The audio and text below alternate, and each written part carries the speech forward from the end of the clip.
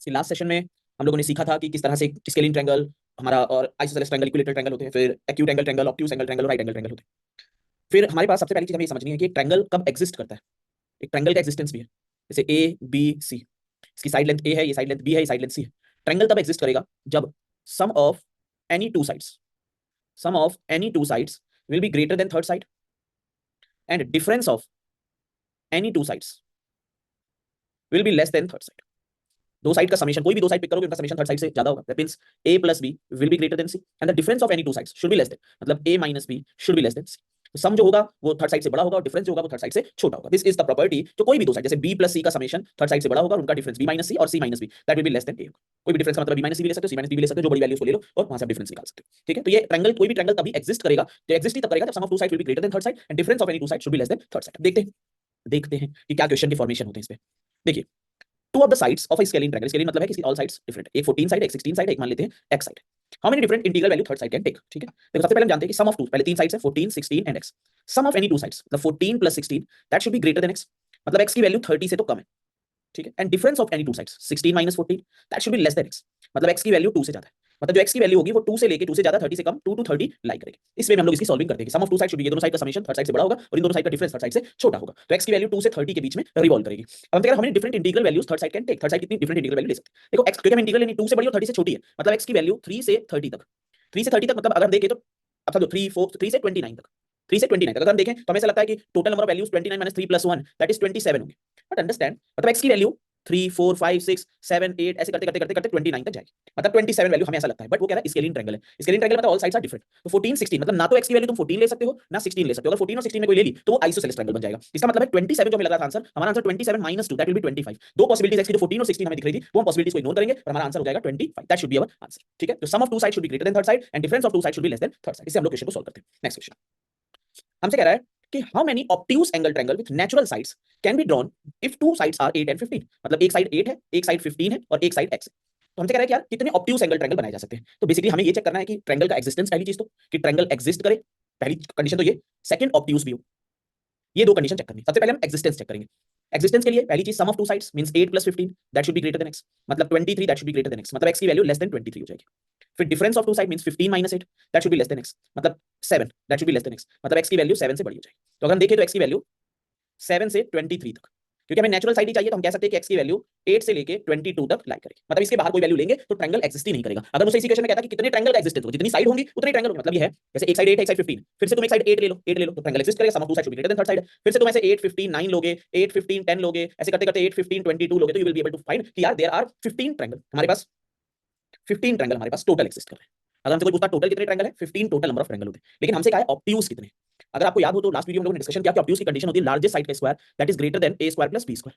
ये ऑब्ट्यूज की कंडीशन होती है, लार्जेस्ट साइड का square that is greater then a square plus b square. अब मुझे तो यहाँ पे पता नहीं कि 8 15 और x जहां 8 से 22 तक लाई कर रहा है, तो x हो सकता है x बड़ा हो सकता है 15, 8 तो नहीं बड़ा, 8 और 15 में 15 बड़ा। हमें ये नहीं पता कि x बड़ा है कि नहीं, क्योंकि x की वैल्यू 8 से 22 तक लाई कर रही है। जब 8 से 15 तक जाएगी तब तो 15 बड़ा है, लेकिन 16 के बाद तो x बड़ा होने लगेगा। तो दो केसेस में मतलब ब्रेक करना पड़ता है इसके बाद।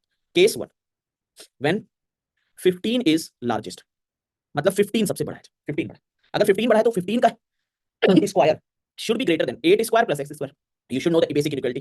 15 square 225 minus 64 8 square x square एक 161 greater than x square, मतलब हम उधर ऐसे लिखे 161, तो x is less than 12 point some value, x की वैल्यू 12 से अगर हम देखें तो 12 का स्क्वायर 140 और 13 का स्क्वायर 169। ठीक है, तो 161 आ रहा है, 161 है तो x की वैल्यू 12 पॉइंट समथिंग, मतलब x की value less than equal to 12, क्योंकि हमें नेचुरल वैल्यू लेनी है। तो देखो x की value less than equal to 12 मतलब 12 11 10 9 8 7 हमें लगता है ऐसे जाती जाएगी, लेकिन हमें पता है कि ट्रायंगल का एक्जिस्टेंस ही तब है जब x की वैल्यू 8 या उससे बड़ी हो। मतलब यहाँ पे 5 वैल्यूज पॉसिबल है x की, 5 values are possible of x। तब 15 लार्जेस्ट साइड होगी तो मतलब तब 5 ऑब्ट्यूज एंगल ट्रायंगल का फॉर्मेशन होगा उस केस में। फिर तुम केस 2 बनाओगे, व्हेन x इज लार्जेस्ट, जब x सबसे बड़ा है। अगर x लार्जेस्ट है तो x square greater then 8 square plus 15 square, तब x square greater then 264 plus 225, x square greater then 9 8 289, तो x ग्रेटर देन अगर हम देखें दैट इज 17 से बड़ा, 17 से बड़ा, मतलब x की वैल्यू 17 से तो बड़ी होगी, तो 17 से बड़ी मतलब x की वैल्यू 18 19 20 21 और 22, पांच वैल्यूज ही आ गई। इसका मतलब है there are 10 obtuse angle triangle, 10 obtuse angle triangles का फॉर्मेशन होने वाला है, 10 ऑब्ट्यूज एंगल ट्रायंगल बनेंगे। सबसे पहले हम क्या करते हैं, हम सबसे पहले ट्रायंगल का एक्जिस्टेंस चेक करते हैं कि x की वैल्यू जो थर्ड साइड है उसकी वैल्यू कहां से कहां तक एक्जिस्ट कर सकती है। उसके बाद हम लोग देखते हैं यार कि x लार्जेस्ट भी हो सकता है ना भी हो लार्जेस्ट, 8 15 और x में सबसे बड़ी वैल्यू 15 भी हो सकती है, x भी हो सकती है। तो पहले 15 को लार्जेस्ट किया तो सबसे बड़ी साइड का स्क्वायर अदर ग्रेट दो स्क्वायर के दोनों के होना चाहिए आ गया। टेस्ट 2 में x को लार्जेस्ट किया, वहां पे निकाल लिया x की वैल्यूज। इसी तरह देखिए last question related to acute angle triangle also. मान लो सेम ही क्वेश्चन होगा, सेम क्वेश्चन की वैल्यू चेंज करता हूं। मान लो एक साइड 5 देता, एक साइड 10 देता, एक साइड x देता, कहता है नेचुरल साइड के साथ, नेचुरल लेंथ की साइड के साथ कितने एक्यूट एंगल ट्रायंगल का फॉर्मेशन होगा। ठीक, सबसे पहले ट्रायंगल का एक्सिस्टेंस देखेंगे। पहली चीज कि sum of two sides that should be greater than x, third side, and difference of two side that should be less than x। मतलब यहां देखिए तो x की वैल्यू 15 से कम और x की वैल्यू 5 से ज्यादा, मतलब x की नेचुरल वैल्यू 6 से लेके 14 तक आएगी।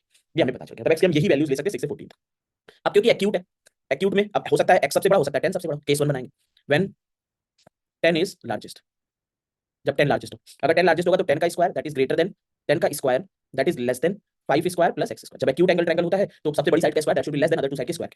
100 minus 25 that is less than x square, 75 that is less than x square, मतलब x स्क्वायर ग्रेटर देन 75, मतलब x ग्रेटर देन 75 का रूट लेंगे तो 8 8 64 8 नानो 81 तो 8 पॉइंट सम वैल्यू आएगी, मान लो 8.6 आ गया तो x की वैल्यू 8.6 से बड़ी है। और हमने ये ले लिया है कि 10 लार्जेस्ट है, 10 लार्जेस्ट है, 10 को लार्जेस्ट लिया, मतलब x की जो वैल्यू होगी वो 9 पॉसिबल होगी केवल। Only 9 is a possible value of x। x की कौन सी वैल्यू पॉसिबल होगी? केवल 9 वैल्यू पॉसिबल होगी हमारे यहाँ पर। ठीक है, तो x की 9 वैल्यू हमने ले ली, क्योंकि 10 तो 10 लार्जेस्ट है तो x की वैल्यू 10 भी ले सकते हो। तो पहले केस में भी 10, ऐसा नहीं है, यहाँ पे आप x को 9 और 10 दोनों कह सकते हो। तभी तो अगर इसकी वैल्यू 10 हुई, मान लो 5 10 10 हुआ, मैं पूछूं कौन सी वैल्यू लार्जेस्ट है, तभी आप कहोगे 10 ही लार्जेस्ट है। वो दोनों केसेस में एक्चुअली 10 इंक्लूड होगा, तो किसी एक टाइम पे ले सकते हो। मैं दूसरा केस बताऊंगा तब और क्लियरिटी आएगी। लेट करो व्हेन x इज लार्जेस्ट। ठीक है, मतलब x square that is less than 10 square plus 5 square, x square less than 125, x is less than 11 point some value, तो एक्स की max x less than equal to 11। X, अब x largest है, अगर x largest है तो x की value 11 भी ले सकते हो, 10 भी ले सकते हो। जब एक्स वैल्यू 10 होगी तभी तो वो लार्जेस्ट ही रहेगी ना। 5 10 10 में लार्जेस्ट कौन है? 10 है, मतलब एक्स की तीन वैल्यूज पॉसिबल होंगी, 9 10 11। तुम 10 को यहां इंक्लूड भी कर सकते हो, यहां भी इंक्लूड कर सकते हो, दोनों साइड पे तुम 10 को ले सकते हो, क्योंकि 10 विल बी लार्जेस्ट ना। अगर एक्स वैल्यू 10 होगी तभी वो लार्जेस्ट आएगी हमारे सामने। तो हमारे सामने इसका मतलब है कितने एक्यूट एंगल ट्रायंगल बन रहे हैं? We have 3 acute angle triangles का फॉर्मेशन होगा। जितनी साइड होंगी एक्स की पॉसिबल, कि पहला एक्यूट एंगल 5 10 9 बनेगा, दूसरा एक्यूट 5 10 10 बनेगा, तीसरा एक्यूट 5 10 और 11 बनेगा। ये तीन एक्यूट एंगल ट्रायंगल का फॉर्मेशन होने वाला है। यहीं पर अगर ऑब्ट्यूज पूछता तो 10 square greater then 5 square plus x square greater than 10 square plus 5 square कर लेते, हमें ऑब्ट्यूज मिल जाते हैं। ठीक है, राइट एंगल ट्रायंगल निकालने कैसे भी नहीं है हमारे पास, एक्यूट ऑब्ट्यूज हमसे पूछा जाता है, उसी के हमें बेस है। राइट एंगल ट्रायंगल आपको ट्रिपलेट याद करने के लिए, जैसे मैंने कहा था लिस्ट दूंगा वो याद आपको राइट एंगल ट्रायंगल करने के बैठ के निकालने के बेस बहुत जो एक वे है, उसमें भी जितना टाइम लगता है उतने टाइम से बेटर होता है, आप याद करो। ठीक है, चलिए और करते हैं। Thanks and happy learning.